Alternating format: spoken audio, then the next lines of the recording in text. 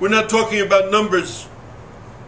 We're talking about the love of Allah, the light of Allah, the guidance of Allah. That's what we want. What can you give me? That's what they came to the Prophet ﷺ, said, we'll make you the king of Mecca. He said, if you put the sun in one hand and the moon in the other hand, you can't buy me. I'm not for sale. You can't give me what Allah can give me. I only want what Allah can give me. I don't want what you can give me, because you can't give me anything, in truth. I want what Allah can give me. That's what I want. This is the reality in the situation. Inna ladina yubayyunaka innama yubayyun Allah yadallahi fawqa aydihim. That's what I want. I want Allah's hand above my hand. I don't care for the kings. I don't care for the presidents. I don't care for the generals. I don't care for any of these people. What do their hands mean? Nothing. They're going to the grave just as I'm going to the grave. I want Allah's hand above my hand. That's all I want. This is the reality of the situation. That's why I say you have to find that human being who knows that. Not somebody who's giving you warmed over tasawwuf, cooked up tasawwuf. That's not what we're interested in. That's the stuff they get out of books. That's not the real deal. That's not the real deal at all. The real deal is the man who knows that this hand is in the hand of the Prophet ﷺ, and this hand, Allah's hand, is above this hand. That's the hand you want to put your hand in. And that's why Al-Hussein could have never put his hand in Yazid's hand. Because how could he have done such a thing? We want the truth. We want the reality. That's what we want. And if you are serious in seeking this way, if you want to travel to Allah, if you want to find somebody that you can trust, who else can you trust? That's the only one you can trust.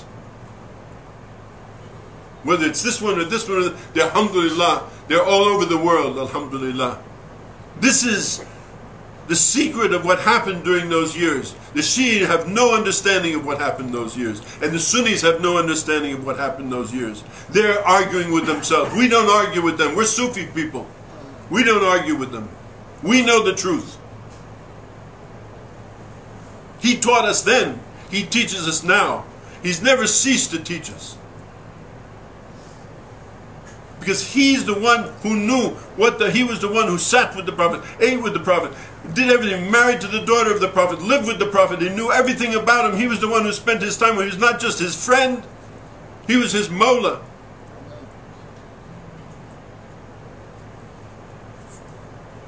So this is the situation. This is why this is so important. This whole thing of understanding this thing of who is the guide, who is the sheikh, who is the merchant, who is the peer. In reality, not some cooked up thing like that, and who's big guy and who's a rock star and who gets to stay at 5-star hotels and who sleeps in the beds and who rides on the airplanes and everythything like that, and who has 10,000 students. Nobody has 10,000 students. Nobody has 1,000 students. You're lucky if you have 10, 12, 13 students, because every of them have their problems. How can you deal with 100 students? I couldn't even begin to think of, at one time, dealing with so many people. Each of them, they married, they have their wives, they have their kids, they have this. All of these things need consultation and understanding. Need to understand the program that developed their life. That's what we call these people self-regulating organisms. So that the people, somebody tell me, I have a student for 20 years. Student for 20 years? Poor thing. I want to get rid of him as fast as I can get rid of him. Now, what do you mean get rid of him? I mean self-regulating organisms. They know what to do, how to do it, why to do it, when to do it, and what to do. That's what you want. That's a student who's graduated. That's the situation.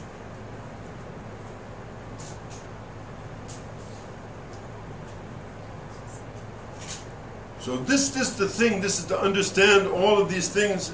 you know, if you don't understand these things, you will not get. These things must come together inside of you. That must be somebody like this who can take you by the hand and show you these things and reveal these things and open these things and make these things available to you and visible to you, so that you can see them, so that you can know them, so that you can be them, so that they exist in you. And then there's two things that are facing you: Fana and Baqa. And some people never make it to Baqa, they only are in Fana. That is, they become so drunk on this, they become so intoxicated by this, they fall so deeply in love with this, because they know the truth. And what does this world have? What does this world have compared to that? What can you buy in any store that equals anything like this? Nothing. There's nothing like it. And some people, when they find this, they become so intoxicated and engrossed in it, and then they cease to be, and they never come back. Forever, they're gone. They live their lives or whatever like that. They get by somehow. They get by when they get by like this. But in reality, this is where they are. They're lost in that space. This is haqiqah. This is truth. This is the truth. They live their lives in that truth. They see their eyes, through their eyes they see that. They feel Allah's love in their hearts. And they don't need to do something or to be somebody or to show off themselves or anything else like that. I'll try to make this thing now quick and to finish for that. Maybe I say something about that. He said,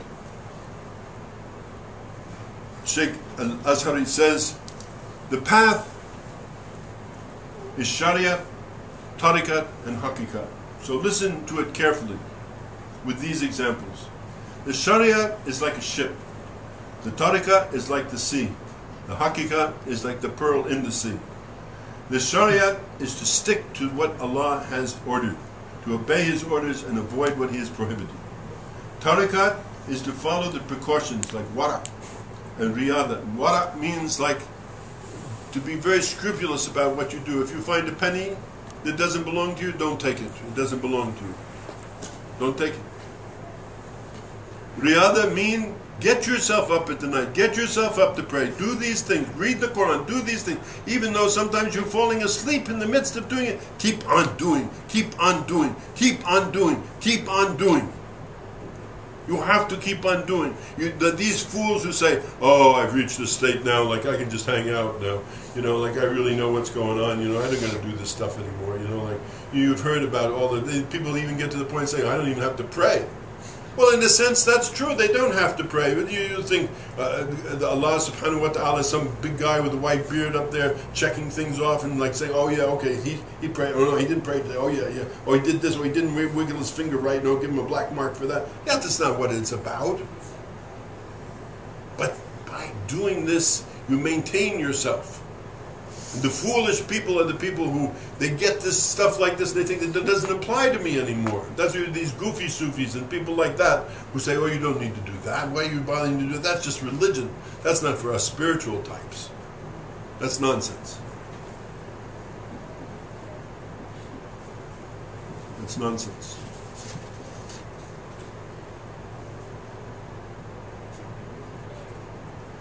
By holding fast to this deen of Allah subhanahu wa ta'ala and obeying His orders and taking this position of scrupulousness and doing these things and spending this night and everything like that, this is to be, and this is the state of being in the haqiqah.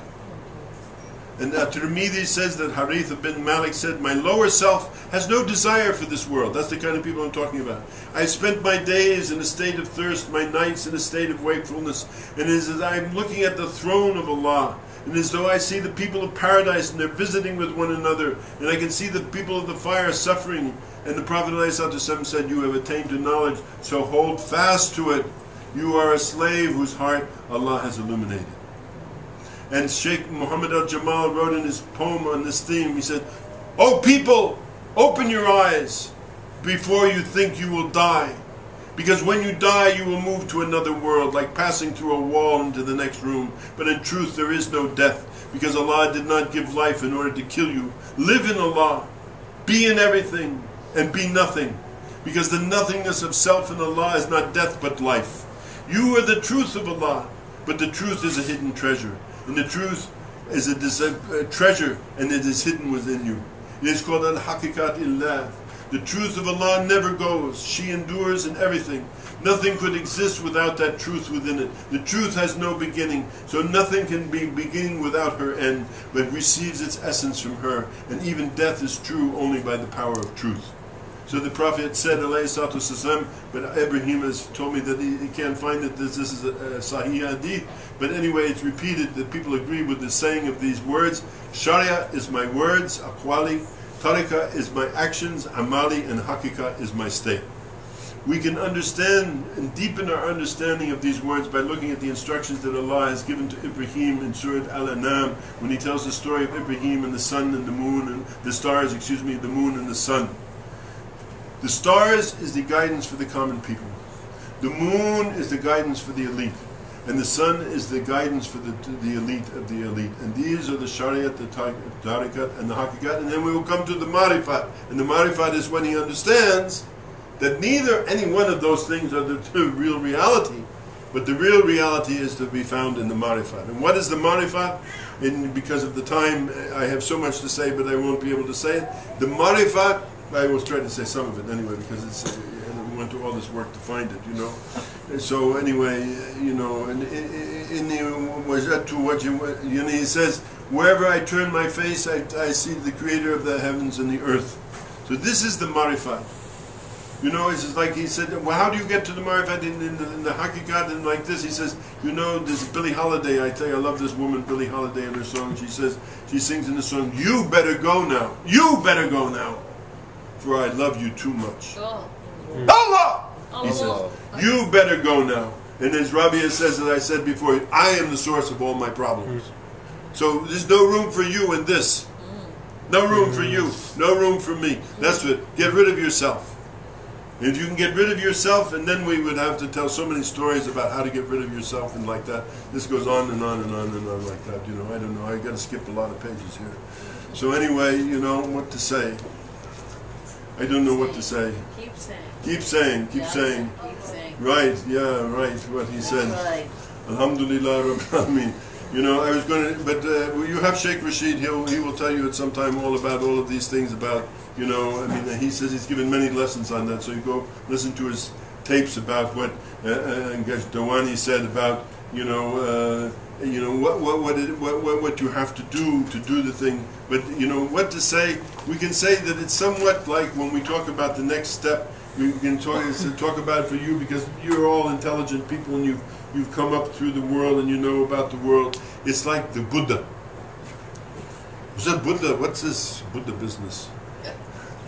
Buddha, why like a Buddha? You know, because the Buddha, you know, when he realizes this thing, the Buddha makes this vow of that he calls the vow of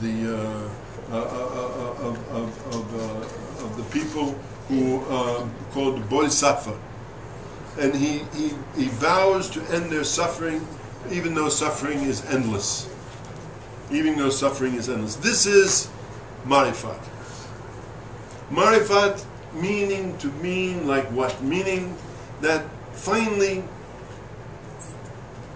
you know, when Abu Hassan talked about the thing about the drink and everything else like that, you know, he said that there are those people who get finished drinking. They've had enough. So they come back. And they have all of this knowledge. And this is the land of the Marifat.